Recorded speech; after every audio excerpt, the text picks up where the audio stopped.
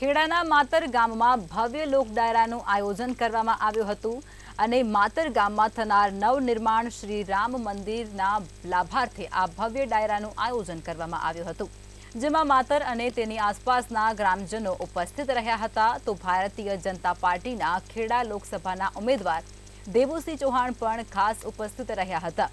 ત્યારે ડાયરામાં રાજલ બારોટના ગીતોના સૂર અને તાલથી લોકો ઝૂમી ઉઠ્યા હતા।